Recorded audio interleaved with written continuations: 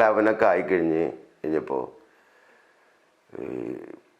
Twin tower തകർന്നു കഴിഞ്ഞപ്പോൾ ഈ വേൾഡ് ട്രാവൽ സീന് പെട്ടെന്ന് ഭയങ്കര റെസ്ട്രിക്റ്റഡായി. ബിക്കോസ് ഇപ്പോൾ നമ്മൾ സാധാരണ പോണ മാതിരിയല്ല.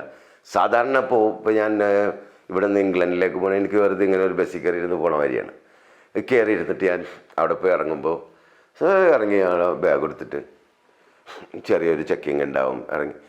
അത് പോകെ ഇത് ഭയങ്കരമായി. ഇത് ഭയങ്കരമായിട്ട് എന്തിട്ടുണ്ടെങ്കിൽ ഒരു 3-4 മണിക്കൂറായി ഇതിൻ്റെ പുറകെ. നമ്മൾ ഇറങ്ങിക്കഴിഞ്ഞാൽ 4 മണിക്കൂറൊക്കെ ഈ ചെക്കിങ്. ആദ്യ സമയത്തൊക്കെ ഭീകര ചെക്കിങ് ആയിരുന്നു. ഈ എല്ലാ സാധനവും തുണി മണി അടക്കമുള്ള എല്ലാ സംഭവങ്ങളും അവർ ചെക്ക് ചെയ്യുമായിരുന്നു. അതൊക്കെ ആയിക്കഴിഞ്ഞപ്പോഴത്തേക്ക് ഇത് ഭയങ്കര ഡിഫിക്കൽട്ടായിട്ട് എനിക്ക് ഫീൽ ചെയ്യാൻ തുടങ്ങി. ഈ യാത്ര ഭയങ്കര ഡിഫിക്കൽട്ടായിട്ട് എനിക്ക് ഇപ്പോൾ ഒരു പ്രാവശ്യം ഈ പോവുക, അവിടെ 2 മാസം കഴിഞ്ഞിട്ട് അവിടെ നിന്ന് ഉടനടി തിരിച്ചു വരിക, ഇതൊക്കെ ഭയങ്കര ഡിഫിക്കൽട്ടായിട്ട് എനിക്ക് തോന്നി. അങ്ങനെയാണ് ഞാൻ ഈ പരിപാടി അങ്ങോട്ട് വേണ്ടാന്ന് വെക്കണം. അപ്പോഴത്തേക്ക് ഈ റിസോഴ്സ് കാശ് കുറച്ചാൾ കഴിഞ്ഞപ്പോഴത്തേക്കും നമ്മൾ സമ്പാദിച്ച കാശൊക്കെ തീർന്നു. പിന്നെ ഇതിനകത്ത് നിന്നുണ്ടെങ്കിൽ ഫോട്ടോഗ്രാഫീനെ സംബന്ധിച്ച് വരണമെങ്കിൽ ഒരുപാട് കാശ് ഇൻവെസ്റ്റ് ചെയ്യണം.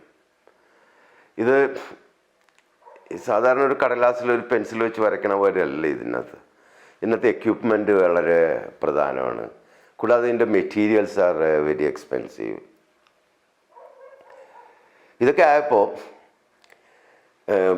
ഇതിനെ ഹാൻഡിൽ ചെയ്യാനായിട്ട്, പിന്നെ അല്ലെങ്കിൽ അതുപോലെ വിൽക്കാനായിട്ട് ഈ ഫോട്ടോഗ്രാഫിക്ക് പോലുള്ള മീഡിയത്തിനുള്ള പ്രോബ്ലം എന്ന് വെച്ചിട്ടുണ്ടെങ്കിൽ ഇന്ത്യ പോലുള്ള സ്ഥലത്ത് വലിയ മാർക്കറ്റില്ല എന്ന് പറഞ്ഞിട്ടുണ്ടെങ്കിൽ അത് ഫോട്ടോഗ്രാഫല്ലേ എന്ന് പറഞ്ഞിട്ട് ഇങ്ങനെ ആൾക്കാർ പറയും. അതിന് വലിയ കാശില്ല. ബിക്കോസ് വലിയ മാസ്റ്റേഴ്സ് വരെയും അതിന് കാശില്ല. പിന്നെ അവർക്കൊക്കെ ഇപ്പോൾ രഘുറായിനൊക്കെ പോലത്തെ ആൾക്കാരെന്ന് പറഞ്ഞിട്ടുണ്ടെങ്കിൽ അവർ ഈ ന്യൂസ് പേപ്പറിലൊക്കെ വർക്ക് ചെയ്തിട്ട് ഉണ്ടാക്കിയ കാശിലാണ് അവരിപ്പോഴും ജീവിക്കുന്നത്. അതിനകത്തുള്ള പബ്ലിക്കേഷൻ, ബുക്ക് ഉണ്ടായി വരിക, ഇങ്ങനെയൊക്കെയുള്ളതിനകത്ത് വെച്ചിട്ടാണ് അവർ അന്നുണ്ടാക്കിയ കാശ് കൊണ്ട് ജീവിക്കുന്നവരാണ് അവരെല്ലാം. അപ്പോൾ ഇന്നത്തെ ആൾക്കാർക്കൊന്നും ഇതിനകത്ത് അങ്ങനെ യാതൊരു തരത്തിലുള്ള വരുമാനമില്ല. ഇപ്പോൾ യൂറോപ്പിലെ സ്ഥിതി അതല്ല. എല്ലാ വീട്ടിലും അവർ ഫോട്ടോഗ്രാഫ്സ് വാങ്ങാൻ ഇഷ്ടപ്പെടുന്ന ആൾക്കാരാണ്. എന്തുകൊണ്ടെന്ന്, പെയിൻറ്റിങ് ഒക്കെ ഹ്യൂജ് എമൗണ്ട് ഓഫ് മണിയാണ് വില. ഇപ്പോൾ ഒരു പിക്കാസോൻ്റെ വർക്ക് വാങ്ങണമെന്നുണ്ടെങ്കിൽ ഒരു ചോഴ ബ്രോൺസ് വാങ്ങേണ്ട കാശാണ്, മനസ്സിലായ. പക്ഷെ അതേപോലെ അല്ല, മാർട്ടിൻ പാറിൻ്റെ ഒരു ഫോട്ടോഗ്രാഫിക് പ്രിൻ്റ് വാങ്ങാൻ അതേ സ്റ്റേറ്റസ് ഉള്ള ഒരാളാണ് മാർട്ടിൻ പാർ. അയാളുടെ ഒരു പ്രിൻ്റ് വാങ്ങിക്കാൻ വളരെ തുച്ഛമായ കാശ് കൊടുത്താൽ മതി. അപ്പോൾ അവർക്ക് ഇൻട്രസ്റ്റ് അനുസരിച്ച് അങ്ങനെ ഇവിടെ അങ്ങനെയല്ല. ഇവിടെ ഈ പെയിൻറ്റിങ് തന്നെ തുച്ഛമായ വിലക്കാണ് വയ്ക്കുന്നത്. വലിയ ശില്പങ്ങളൊക്കെ തുച്ഛമായ വിലക്കാണ് വയ്ക്കുന്നത്.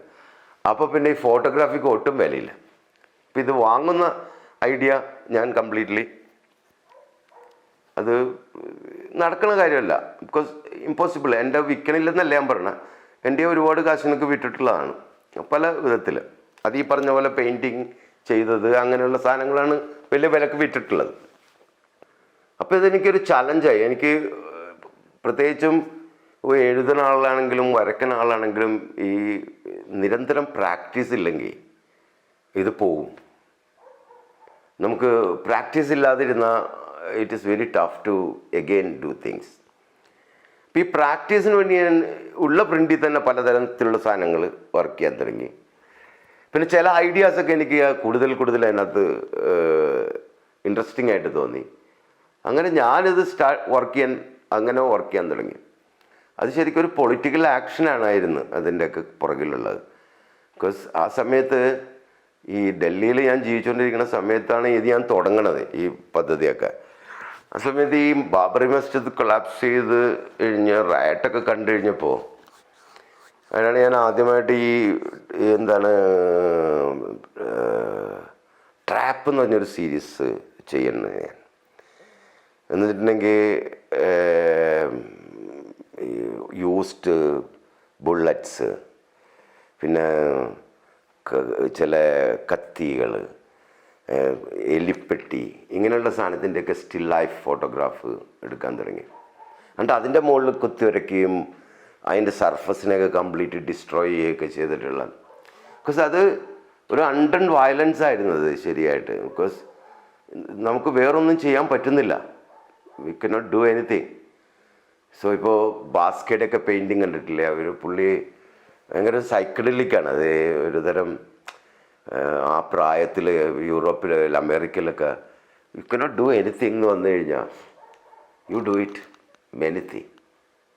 അതിന് എന്നുണ്ടെങ്കിൽ ഭയങ്കര ഒരു ധൈര്യം വേണം അങ്ങനെ ചെയ്യുന്നത്. ഉണ്ടാക്കിയിട്ടുള്ള മനോഹരമായ പ്രിൻ്റ് ഡിസ്ട്രോയ് ചെയ്യണമെന്നുണ്ടെങ്കിൽ you need to have like നല്ല മനോധൈര്യം വേണം. ഇല്ലാത്തവർക്ക് അത് ചെയ്യാൻ പറ്റില്ല. അത് തന്നെ ഉണ്ടാക്കിയത് ഭയങ്കര കഷ്ടപ്പെട്ടായിരിക്കും. അതിനിടെ കൂടെ അതിനെ ഡിസ്ട്രോയ് ചെയ്യുന്ന വിധത്തിൽ എന്തെങ്കിലും കുത്തിവരയ്ക്കൊക്കെ ചെയ്താൽ പ്രശ്നമാവില്ലേ. പിന്നെ അതിനൊരു നെഗറ്റീവും കൂടെയാണിത് ശരിക്കും. ആ ഒരു പ്യൂരിറ്റീനെ, അതിനൊക്കെ ആ ഒരു മണീനെ നമ്മൾ നെഗറ്റ് ചെയ്യാനായിട്ടാണ് ഇത് ആദ്യം ഇതിങ്ങനെ തുടങ്ങണത്. ആ സീനിലൊക്കെ ആദ്യമായിട്ട് ഈ വർക്കൊക്കെ ഞാൻ ചെയ്യുന്നത് ശരിക്കും 95 ഉള്ള എൻ്റെ ഒരു സീരീസ് ഉണ്ട്, ഡിവൈൻ ഫസാദ് എന്ന് പറഞ്ഞിട്ട്.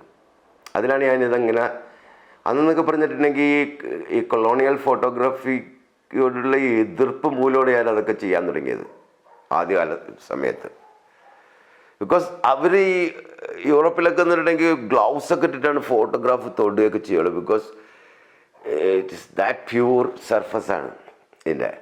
അവിടെ ഇങ്ങനെ പേപ്പർ കൊണ്ട് പെൻസിൽ കൊണ്ട് വരയ്ക്കുക, സ്ക്രാച്ച് ചെയ്യുക എന്നൊക്കെ പറഞ്ഞാൽ ദേ ഗെറ്റ് ഷോക്ക്ഡ് ആക്ച്വലി. അപ്പോൾ അങ്ങനെ ഒരു ഒരു ഒരു അണ്ടൺ വയലൻസോടുകൂടിയാണ് ഇത് ഞാൻ തുടങ്ങുന്നത്. അതുകൊണ്ടാണ് ഞാൻ മറ്റു പല ആൾക്കാരും ഇതിന് തയ്യാറാവാത്തത്. അവർക്കത് ടെൻഷനാവും. അത് റിവർക്ക് ചെയ്യാന്ന് വെച്ചിട്ടുണ്ടെങ്കിൽ ശരിക്കും ചിലത് മായ്ച്ചു കളയുക, ചിലത് കംപ്ലീറ്റ്ലി നമ്മൾ എറൈസ് ചെയ്യുക എന്നുള്ള ഒരു ഐഡിയ ഉണ്ട് അതിനകത്ത്. അത് ഇതിൻ്റെ ബേസിക് ആയിട്ടുള്ള സംഭവം എന്ന് വെച്ചിട്ടുണ്ടെങ്കിൽ നമ്മൾ ഈ കൊമേഴ്സിനെ നെഗറ്റ് ചെയ്യാനായിട്ടാണ് ഇതൊക്കെ ചെയ്തു ചെയ്യുന്നതും. ബിക്കോസ് നമ്മളിപ്പോൾ ചെയ്തിട്ട് സക്സസ് ആയിട്ടുള്ള ചില വർക്കുകൾ കൊമേഴ്ഷ്യലി സക്സസ് ആയിട്ടുള്ള സാധനങ്ങളെ നമ്മൾ അൺസക്സസ് ആക്കാനായിട്ടാണ് ആദ്യം തന്നെ ഇത്. അങ്ങനെ ഒരു പ്രത്യേകതരം വയലൻസാണിത്. പക്ഷെ ഒരു അണ്ടൺ വയലൻസാണ് അത്. ഇതായിട്ടാണ് ഇത് തുടങ്ങണത്. ഈ കഥ ഇങ്ങനെ തുടങ്ങണതിൻ്റെ കാര്യം അതാണ്. എനിക്കങ്ങനെ ഫൈനലിസ്റ്റ് ആണെന്ന് എനിക്ക് ഇതുവരെ ഒരു വർക്കും തോന്നിയിട്ടില്ല. അതാണ് അൺകംപ്ലീറ്റ് ആയിട്ടാണ്, എപ്പോഴും ഇൻകംപ്ലീറ്റ് ആയിട്ടാണ് എനിക്ക് ഈ വർക്കുകളൊക്കെ എല്ലാം എനിക്ക് പിന്നെ ചെയ്യാൻ തോന്നും അതിനകത്ത്. പ്രത്യേകിച്ചൊരു ഈ നമ്മളിപ്പോൾ ഒരു പെയിൻറ്റർ, ഒരു ഫോട്ടോ ഒരാൾക്കാർ ഇത് ചെയ്തു കഴിഞ്ഞാൽ അത് എക്കാലത്തേക്കും അങ്ങനെ വെക്കാനായിട്ട് ശ്രമിക്കും. ബിക്കോസ് ആ ഒരു മൂമെൻറ്റിനെ ഫ്രീസ് ചെയ്തേക്കുന്ന സംഭവമാണ്.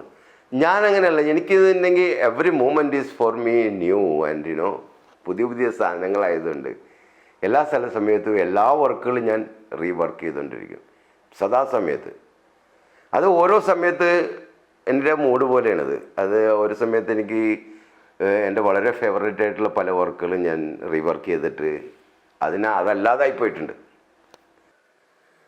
എന്നെ ഇൻഫ്ലുവൻസ് ചെയ്തിട്ടുള്ള ഒരാൾ ശരിക്കും ഇതിൻ്റെ രവിവർമ്മയാണ്. അതിനകത്ത് രവിവർമ്മയുടെ മിക്കവാറും എല്ലാ ചിത്രങ്ങളും ഫോട്ടോഗ്രാഫാണ് അയാളുടെ ചിത്രങ്ങളുടെ ആധാരം. ഫോട്ടോ എടുത്തിട്ടാണ് പുള്ളി അതിനെ വരച്ചിട്ടുള്ളത് മുഴുവൻ. പിന്നെ രണ്ടാമത്തെ ഒരു പ്രധാന കാര്യം ഈ നമ്മളുടെ സദേൺ ഇന്ത്യൻ കൾച്ചറിൽ, ഈ ദ്രവിഡിയൻ കൾച്ചറിൽ ഇങ്ങനെ ഉണ്ടാക്കിയിട്ടുള്ള ഒരു ഇമേജിനെ തന്നെ അതിനെ ഇങ്ങനെ ഡെക്കറേറ്റ് ചെയ്യുന്ന ഒരു ട്രഡീഷൻ ഉണ്ട് നമുക്ക്. അത് ശരിക്കും കാണണമെങ്കിൽ പഴയകാലത്തൊക്കെ ഉള്ള ഈ ദേവി ദേവന്മാരുടെയൊക്കെ ഇമേജുകൾ നോക്കിക്കഴിഞ്ഞാൽ അത് വെച്ചിട്ട് അവരിങ്ങനെ സാരി ഉടുപ്പിക്കും അതിനകത്ത്. പിന്നെ ബട്ടൺസൊക്കെ തുന്നി പലതരത്തിലുള്ള ഡെക്കറേഷൻസ് ഉണ്ടാക്കും. അതെന്നുണ്ടെങ്കിൽ ശരിക്കും അത് വേറെ തരത്തിലുള്ള ഒരു മെറ്റമർഫോസിസാണ് ഈ വർക്കിൻ്റെ വരുന്നത്. ശരിക്കും ആ ഒരു ജീവനില്ലാത്ത ഒരു വസ്തുവിനെ അതിനൊരു ജീവൻ കൊടുക്കുന്ന ഒരു പ്രക്രിയയാണത്. ശരിക്കും ഇപ്പോൾ ഒരു കലണ്ടർ ലക്ഷ്മി ആയിരിക്കും, അവരതിനെയാണ് അതിനകത്ത് ഗിൽറ്റൊക്കെ വെച്ച്. അപ്പോൾ അതിനകത്ത് ഒരാളുടെ ഒരു മനുഷ്യൻ്റെ ഒരു പ്രസൻസ് അതിനകത്തേക്ക് ഉണ്ടാവണം. ഒരു ലൈഫിനെ ക്രിയേറ്റ് ചെയ്യും, കൊടുക്കും. അപ്പോഴത്തേക്കും അതിന് വേറൊരു ഡിമെൻഷൻ അതിന് പെട്ടെന്ന് ഉണ്ടാവണം. അപ്പോൾ തന്നെ അത് മറ്റത് നേരത്തെ ഉണ്ടായതല്ല, അതിൽ നിന്ന് രൂപാന്തരം പ്രാപിച്ച് വേറൊന്നായിട്ട് മാറും.